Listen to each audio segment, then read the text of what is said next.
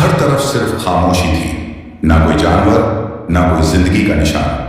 اس وقت ایک دن اللہ رب العالمین نے اپنے تمام فرشتوں کو حکم دیا، اے میرے فرشتوں، میرے عرش عظیم کے قریب سب اکٹھا ہو جاؤ۔ اللہ رب العالمین کا حکم ملتے ہی بے حساب فرشتے روشنی کی طرح چمکتے ہوئے اس جگہ حاضر ہو گئے۔ تب اللہ تعالیٰ نے فرمایا، میں زمین پر اپنا ایک نمائندہ بھیجنا چاہتا ہوں۔ یہ سن کر فرشتے حیران ہو گئے، ان کی پیشانیوں پر سوال تھے اور دلوں میں تعجب۔ انہوں نے ادب سے عرض کیا، اے ہمارے پروردگار، کیا آپ ایسی مخلوق کو زمین پر بھیجنا چاہتے ہیں جو وہاں فساد کرے گی، خون خرابہ مچائے گی؟ حالانکہ ہم تو ہر وقت آپ کی تسبیح اور عبادت میں مشغول رہتے ہیں، پھر نیا خلیفہ بنانے کی کیا ضرورت ہے؟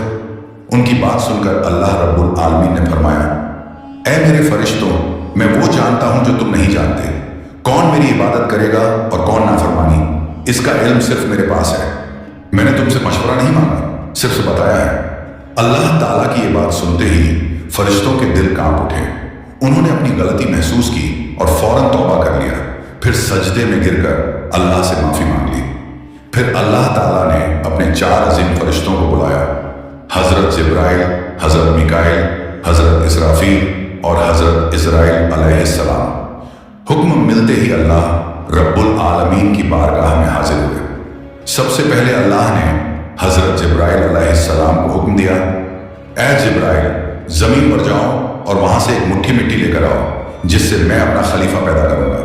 حضرت عزرائیل علیہ السلام زمین پر تشریف لائیں اور مٹی اٹھانے لگے، مگر مٹی رونے لگی، گڑ گڑا کر بولی، اے جبرائیل، مجھے کہاں لے جا رہے ہو؟ جبرائیل علیہ السلام نے فرمایا، میں تمہیں اللہ کے پاس لے جا رہا ہوں، وہ تم سے ایک ایسی مخلوق پیدا کریں گے جو زمین پر ان کا نمائندہ ہوگی۔ یہ سنتے ہی مٹی اور زیادہ رونے لگی اور بولی، اے جبرائیل، مجھے مت لے جاؤ، مجھ سے جن انسانوں کو پیدا کیا جائے گا وہ اللہ کی نافرمانی کریں گے، پھر جب اللہ کا عذاب اترے گا تو میں بھی تو ان کے جسم میں رہوں گی، وہ عذاب مجھے بھی جھیلنا پڑے گا، اور اللہ کے عذاب کو سہنے کی طاقت میرے پاس نہیں ہے، میری طرف سے اللہ سے معافی مانگ لینا۔ مٹی کی یہ درد بھری پکار سن کر حضرت جبرائیل علیہ السلام خالی ہاتھ واپس لوٹ آئے اور اللہ کے دربار میں جا کر پوری بات بیان کر دی۔ پھر اللہ تعالیٰ نے حضرت میکائیل علیہ السلام کو بھیجا، وہ بھی زمین پر تشریف لائیں، مگر مٹی نے اسی درد سے فریاد کی اور میکائیل علیہ السلام بھی خالی ہاتھ لوٹ آئے۔ اسی طرح حضرت اسرافیل علیہ السلام بھی زمین پر تشریف لائیں، مگر مٹی کی آہ سن کر ان کا دل بھی پگھل گیا اور وہ بھی مٹی اٹھائے بنا ہی لوٹ آئے۔ تینوں فرشتے خالی ہاتھ واپس آ گئے۔ آخرکار اللہ رب العالمین نے حضرت عزرائیل علیہ السلام کو زمین پر بھیجا۔ جب عزرائیل علیہ السلام زمین پر تشریف لائیں تو مٹی نے پھر وہی التجا کی اور بولی، اے عزرائیل، مجھے مت لے جاؤ، مجھے یہیں چھوڑ دو۔